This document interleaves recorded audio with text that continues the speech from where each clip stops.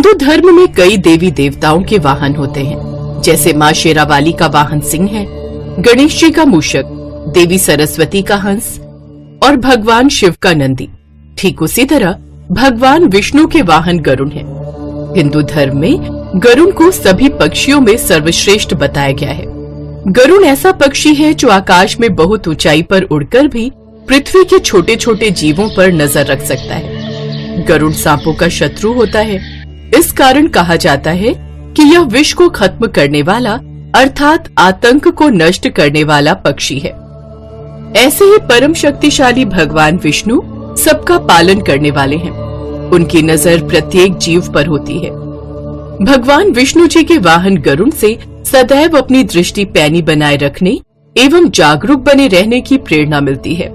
गरुण विष्णु जी का वाहन कैसे बने, इसके पीछे एक कहानी है। पौराणिक कथाओं के अनुसार ब्रह्म ऋषि कश्यप की 2 पत्नियां थीं। उनका नाम था कद्रू और विंता। दोनों ही सगी बहनें थीं, लेकिन दोनों के बीच बहुत बैर था। एक दिन ब्रह्म ऋषि कश्यप ने अपनी दोनों पत्नियों को अपने पास बुलाया और बोले, मैं तुम दोनों के सेवा कार्य से बहुत प्रसन्न हूँ। तुम दोनों जो भी चाहो मुझसे इच्छित वर मांग सकती हो। ऋषि कश्यप की बात सुनकर दोनों पत्नियां बहुत खुश हो गई। मुझे 1000 तेजस्वी नागपुत्र चाहिए। कद्रू की इच्छा सुनकर विंता से रहा नहीं गया और फिर उसने भी अपनी इच्छा ऋषि कश्यप को बताई। मुझे तो केवल 2 ही पुत्र चाहिए, लेकिन दोनों तेजस्वी, विशाल और बल में कद्रू के पुत्रों से भी श्रेष्ठ हो। ठीक है, तुम दोनों को अपनी अपनी इच्छा के अनुसार वरदान की प्राप्ति होगी। महर्षि कश्यप के दिए हुए आशीर्वाद से कद्रू ने 1000 अंडे दिए, जिससे उसे 1000 नागपुत्र प्राप्त हुए। लेकिन विंता ने जो 2 अंडे दिए थे, उससे बच्चे नहीं निकल रहे थे, जिससे वो निराश रहने लगी। कद्रू के तो बच्चे पैदा भी हो चुके हैं, पर मेरे दोनों अंडे अभी तक नहीं फूटे। मेरे बच्चे होने में इतना समय क्यों लग रहा है? विंता को सब्र होना मुश्किल हो रहा था और एक दिन विंता ने बेसब्री में अपने हाथों से एक अंडा फोड़ ही दिया, जिससे अर्ध विकसित बच्चा निकला। उसका नीचे का आधा शरीर विकसित नहीं हुआ था। उस नवजात शिशु, जिसका नाम बाद में अरुण पड़ा, उसने उस समय गुस्से में अपनी माँ को श्राप दे दिया। माँ, तुम्हारे उतावलेपन के कारण मेरा शरीर अधूरा रह गया, इसलिए अब 500 वर्ष तक तुम उसी सौत की दासी बनकर रहोगी जिससे तुम जलती हो। नहीं नहीं पुत्र, ऐसा मत कहो। मुझसे बहुत बड़ी भूल हो गई। मैंने जिज्ञासा में आकर ऐसा किया। मैं नहीं जानती थी यह सब अनर्थ हो जाएगा। मैंने जो भी किया अनजाने में किया। अपने बेटे के द्वारा दिए गए श्राप से विंता बहुत दुखी हो गई। फिर उस अर्ध विकसित बच्चे को अपनी माँ की यह दशा देखकर उन पर दया आ गई। माँ, मैं तो आपका और पिताजी का आशीर्वाद प्राप्त करके यहाँ से चला जाऊंगा, परंतु आप ध्यान रखना, यदि मेरी तरह आपने दूसरे अंडे को भी फोड़कर उस बच्चे को अंगहीन न किया तो वही आपको इस श्राप से मुक्त कराएगा। लेकिन उसके लिए आपको धैर्य के साथ उसके आने का इंतजार करना होगा। इसके पश्चात अरुण वहाँ से उड़ गए और सूर्यदेव की आराधना करके उन्होंने उनके सारथी का स्थान प्राप्त किया। समय पाकर दूसरा अंडा फूटा और उसमें से एक महान तेजस्वी बालक उत्पन्न हुआ, जिसका नाम गरुण रखा गया। गरुण दिन प्रतिदिन बड़ा होने लगा और कद्रू के 1000 पुत्रों पर भारी पड़ने लगा। परिणाम स्वरूप विंता और कद्रू के संबंध दिन प्रतिदिन कटु से कटुतर होते गए। फिर एक दिन जब विंता और कद्रू भ्रमण कर रही थी, कद्रू ने मौका देखकर एक चाल खेली। सागर के किनारे दूर खड़े सफेद घोड़े को देखकर उसने विंता से कहा, बता सकती हो विंता, दूर खड़ा वह घोड़ा किस रंग का है? सफेद रंग का। शर्त लगाकर कह सकती हो कि घोड़ा सफेद रंग का है? मुझे तो इसकी पूंछ काले रंग की नजर आ रही है। तुम्हारा विचार गलत है। घोड़ा पूंछ समेत सफेद रंग का है। दोनों में काफी देर तक यही बहस छिड़ी रही। आखिर में कद्रू ने कहा, तो फिर हम दोनों में शर्त हो गई। कल घोड़े को चलाकर देखते हैं। यदि वो संपूर्ण सफेद रंग का हुआ तो मैं हारी, और यदि उसकी पूंछ काली निकली तो मैं जीत जाऊंगी। उस हालत में जो भी हम दोनों में से जीतेगी तो हारने वाली को जीतने वाली की दासी बनना पड़ेगा। बोलो, तुम्हें मंजूर है? मुझे मंजूर है। रात को ही कद्रू ने योजना के अनुसार अपने सर्प पुत्रों को अपने पास बुलाया और बोली, माता, आपने हमें बुलाया? हाँ पुत्र, समय आ गया है इस जगह पर तुम्हारे शासन का। मैंने गरुण से तुम्हारी रक्षा का मार्ग ढूंढ लिया है। जैसा जैसा मैं कहती हूँ वैसे वैसे करते जाओ। आज्ञा दीजिए माता, हमें क्या करना होगा? पुत्र, आज रात को तुम सब उस सफेद घोड़े की पूंछ से जाकर लिपट जाना, ताकि सुबह जब विंता देखे तो उसे घोड़े की पूंछ काली नजर आए। जैसा आपने कहा है माता, वैसा ही होगा। योजनानुसार सभी नाग उस सफेद घोड़े की पूंछ से जाकर लिपट गए। परिणाम स्वरूप सुबह जब कद्रू ने विंता को घोड़े की पूंछ काले रंग की दिखाई तो विंता हैरान रह गई। ऐसा कैसे हो गया? कल तो इसकी पूंछ भी सफेद थी। खूब तसल्ली से देख लो, घोड़े की पूंछ आरंभ से ही काली है। शर्त के अनुसार तुम हार चुकी हो, इसीलिए अब तुम्हें मेरी दासी बनकर रहना पड़ेगा। विवशता पूर्वक विंता को कद्रू की दासता स्वीकार करनी पड़ी। माता को उदास देखकर गरुड़ ने विंता से पूछा, क्या ऐसा कोई उपाय नहीं है जिससे आप उनकी दासता से मुक्त हो जाओ? पुत्र, तुम्हारे बड़े भाई द्वारा दिए गए श्राप से केवल तुम ही मुझे मुक्त कर सकते हो। तुम्हें कद्रू के पास जाकर इस श्राप को मुक्त करने का उपाय पूछना होगा कि आखिर वो क्या चाहती है जिससे मैं उसकी दासता की सजा से मुक्त हो जाऊं। यदि कद्रू प्रसन्न हो गई तो वो मुझे दासता से मुक्त कर देगी। गरुड़ को जब सारी बात पता चली तो गरुड़ कद्रू के पास पहुंचा और अपनी माता को श्राप मुक्त करने के लिए उनसे आग्रह करने लगा।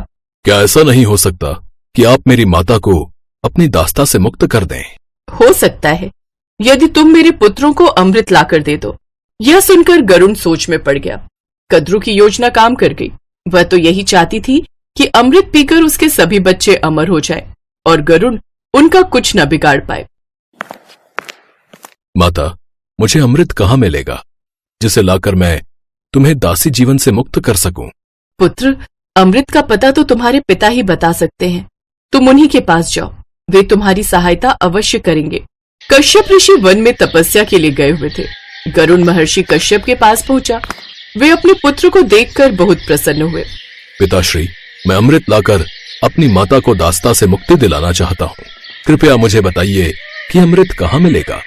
पुत्र, देवराज इंद्र ने अमृत की सुरक्षा के लिए बहुत व्यापक प्रबंध कर रखा है। वहां तक पहुंचना अत्यंत कठिन है। पिताश्री, देवराज इंद्र ने कितने ही कड़े सुरक्षा प्रबंध क्यों ना कर रखे हों, मगर मैं अमृत ले आऊंगा। आप मुझे सिर्फ उस स्थान का पता बता दीजिए। अपने पुत्र के साहस को देखकर महर्षि कश्यप बहुत खुश होते हैं और वो अपने पुत्र को इंद्र का पता बता देते हैं। उधर देवलोक में ये बात फैल गई थी कि कश्यप ऋषि और विंता का अजय पुत्र पक्षीराज गरुड़ अमृत को लेने देवलोक आ रहा है। देवों ने अमृत की चारों ओर घेरेबंदी कर दी। अब युद्ध छिड़ गया। गरुड़ सब देवताओं पर भारी पड़ रहे थे। अंततः गरुड़ ने सबको हराकर धराशायी कर दिया और उन्होंने अमृत का घड़ा उठाया और घर की ओर उड़ चले। भगवान विष्णु ये सब देख रहे थे। उन्होंने देखा कि गरुड़ के हाथ में अमृत घट है, लेकिन उसने अमृत को हाथ भी नहीं लगाया, जबकि अमृत के लोभ से तो देवता भी नहीं बच पाते। वे बड़े प्रसन्न हुए। नारायण, आपके दर्शन हो गए, मैं धन्य हो गया। हे गरुड़, मैं तुम्हारी सत्य निष्ठा, साहस और दृढ़ निश्चय से अति प्रसन्न हूँ। मांगो, तुम मुझसे क्या मांगते हो? हे प्रभु, यदि आप मुझसे प्रसन्न हैं, तो मुझे अपने से ऊपर स्थान दीजिए और मैं अजर अमर हो जाऊं। ऐसा ही होगा। गरुड़ के अच्छे आचरण को देखकर भगवान विष्णु ने उन्हें मनचाहा वर प्रदान किया। उन्होंने गरुड़ को अपने ध्वज के ऊपर स्थान दिया और गरुड़ अमर हो गए। प्रभु, आपने मुझे ये वरदान देकर सदा सदा के लिए मुझे अपना बना लिया। मैं भी वचन देता हूँ कि अब से मैं सदैव आपका वाहन बनकर आपकी सेवा करूंगा। गरुड़ की भक्ति को देखकर विष्णु जी मुस्कुरा देते हैं और उसके पश्चात गरुड़ सदा के लिए भगवान विष्णु के वाहन बन जाते हैं। इसके बाद गरुड़ ने अमृत को जाकर नागों को सौंपना था। वे आगे बढ़े तो इंद्र ने देखा कि वे गरुड़ से तो जीत नहीं सकते, तो उन्होंने गरुड़ से मित्रता की इच्छा जताई। हे गरुड़, तुम जिन्हें अमृत दोगे वो इसे पीकर अमर हो जाएंगे और हमारे दुश्मन बने रहेंगे, अतः इसे लौटा दो। मैं अभी तो वचन के अनुसार इसे नागों को देने जा रहा हूँ, लेकिन उन्हें देने के पश्चात इसे वापस लेने में तुम्हारी सहायता अवश्य करूंगा, क्योंकि ये कलश देने के पश्चात ही मेरी माँ श्राप से मुक्त हो पाएंगी और उन्हें दासता से मुक्ति मिलेगी। इंद्र बड़े ही प्रसन्न हुए। पक्षीराज गरुड़ ने उनसे वर मांगा कि आज से सर्प मेरे भोजन हो। गरुड़ नागों के पास पहुंचे। नागों ने अमृत लेकर विंता को दासता से मुक्त कर दिया। गरुड़ ने चाल खेली और नागों को कहा कि वे स्नान आदि करने के पश्चात ही इस अमृत को ग्रहण करें, तभी उन्हें उसका उचित फल प्राप्त होगा। गरुड़ के कहने पर नाग स्नान आदि के लिए चले गए। ताकि शुद्ध होकर अमृत का पान कर सके। इसी बीच मौका देखकर गरुड़ की सलाह के अनुसार इंद्र आए और अमृत का कलश उठाकर उड़ गए। गरुड़ के साहस भरे प्रयास के कारण उनकी माता को श्राप से मुक्ति भी मिल गई और अमृत भी सुरक्षित रहा। साथ ही विष्णु भगवान का आशीर्वाद भी गरुड़ देव को प्राप्त हो गया और वह सदा सदा के लिए उनका वाहन बनकर उनकी सेवा करने लगे।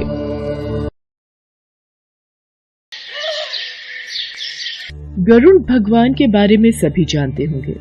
ये भगवान विष्णु के वाहन हैं। विशाल पंखों वाले गरुड़ भगवान विनायक, वैनतेय, नागांतक, विष्णुरथ, खगेश्वर आदि अनेक नामों से जाने जाते हैं। विशालकाय पक्षी गरुड़ इतने शक्तिशाली हैं कि वो अपनी चोंच में हाथी को भी उठाकर उड़ सकते हैं। कहा जाता है कि गरुड़ देव इतने शक्तिशाली हैं कि एक जगह से दूसरी जगह कोसों दूर तक पलक झपकते ही पहुंच सकते हैं। पर एक बार कुछ ऐसा हुआ कि गरुड़ पक्षी की आंखों में आंसू आ गए। पौराणिक कथाओं के अनुसार एक बार गरुड़ पक्षी और सुदर्शन चक्र के बीच में श्रेष्ठता को लेकर विवाद उत्पन्न हो गया। गरुड़ देव बोले, मैं सबसे तेज उड़ने वाला हूँ, मेरा मुकाबला कोई नहीं कर सकता। इसीलिए भगवान विष्णु ने मुझे अपना वाहन बनाया है। मैं अपने विशालकाय शरीर और बड़े बड़े पंखों से कोसों की दूरी पलक झपकते ही तय कर सकता हूँ। तुम मुझसे श्रेष्ठ नहीं हो सकते हो, तुमसे शक्तिशाली तो मैं हूँ। मैं भगवान विष्णु का शस्त्र हूँ। उनकी आज्ञा से मैंने युद्ध में अनेकों राक्षसों का संहार किया है। यही नहीं, मैंने एक बार इंद्रदेव के वज्र को भी निष्क्रिय कर दिया था। बस इतना ही। पर मेरी शक्तियों के बारे में जब आप सुनेंगे तो दंग रह जाएंगे। मैंने प्रभु श्री राम और लक्ष्मण को बचाया था। जब एक बार प्रभु श्री राम और लक्ष्मण रावण के पुत्र मेघनाद से युद्ध के दौरान नागपाश में बंध गए थे, तब मैंने ही उनके प्राण बचाए थे। देव, नर, किन्नर, किसी में भी इतना सामर्थ्य नहीं था कि वो प्रभु श्री राम और लक्ष्मण को नागपाश से मुक्त कर सके। गरुड़ देव और सुदर्शन चक्र में बहस का सिलसिला चलता रहा, पर कोई निष्कर्ष नहीं निकला। एक दिन भगवान श्री कृष्ण द्वारका नगरी में पत्नी सत्यभामा के साथ सिंहासन पर विराजमान थे। गरुड़ देव और सुदर्शन चक्र भी उनकी सेवा में वहीं विराजमान थे। बातों ही बातों में रानी सत्यभामा ने व्यंग करते हुए भगवान श्री कृष्ण से पूछा, हे प्रभु, त्रेता युग में आपने भगवान श्री राम के रूप में अवतार लिया था, तब सीता आपकी पत्नी थी, क्या वे मुझसे अधिक सुंदर थी? देवी सत्यभामा, मैं जानता हूँ आप मुझे चुटकी देने का मौका ढूंढती रहती हैं, जबकि आप सर्व सत्य जानती हैं। आप भी तो त्रेता युग में मेरे साथ थीं। आपकी सुंदरता तब भी मुझे अति प्रिय थी और आज भी अति प्रिय है। प्रभु, मेरा भी एक प्रश्न है, क्या दुनिया में मेरे समान तेज गति से कोई दौड़ सकता है? इसी बीच सुदर्शन चक्र से भी नहीं रहा गया और वो बोले, भगवान, मैंने बड़े बड़े असुरों का संहार किया है और आपको युद्ध में जीत दिलाई है। क्या मुझसे भी शक्तिशाली संसार में कोई है? लगता है इन दोनों में अभिमान आ गया है, पर इन दोनों का अहंकार कैसे दूर किया जा सकता है, ये मुझे सोचना होगा। हाँ, ये उचित रहेगा। मुझे पता है इन दोनों का अहंकार कैसे नष्ट किया जा सकता है। हे गरुड़, तुम हनुमान के पास जाओ और उन्हें कहना भगवान श्री राम माता सीता के साथ उनकी प्रतीक्षा कर रहे हैं। जो आज्ञा प्रभु, मैं अभी हनुमान जी को लेकर आपके समक्ष उपस्थित होता हूँ। हे सुदर्शन चक्र, तुम महल के प्रवेश द्वार पर पहरा दो और याद रहे, मेरी आज्ञा के बिना कोई भी भीतर न आने पाए। जो आज्ञा भगवान। श्री कृष्ण की आज्ञा पाकर गरुड़ देव हनुमान जी को लेने चले गए और सुदर्शन चक्र महल के प्रवेश द्वार पर पहरा देने के लिए तैनात हो गए। सुदर्शन चक्र ने किसी को भी भगवान श्री कृष्ण से मिलने की आज्ञा नहीं दी। भगवान श्री कृष्ण ने स्वयं प्रभु श्री राम का रूप बना लिया और रानी सत्यभामा को सीता के रूप में तैयार होने के लिए कहा। गरुड़ देव हनुमान जी को लेने पहुँचते हैं। जय श्री राम, जय श्री राम। हे वानर श्रेष्ठ, भगवान राम और सीता द्वारका नगरी में पधारे हैं और आपकी प्रतीक्षा कर रहे हैं। उन्होंने मुझे आपको बुलाकर लाने की आज्ञा दी है, अतः आप मेरे साथ चलिए। मैं आपको अपनी पीठ पर बैठाकर शीघ्र ही वहाँ पहुँचा दूंगा। वैसे भी आप बूढ़े हो गए हो तो अति शीघ्र वहाँ नहीं पहुँच पाओगे। बंधु, आप चलिए, मैं आता हूँ। पता नहीं ये इतनी वृद्धावस्था में है, न जाने कब तक द्वारका पहुँचेंगे।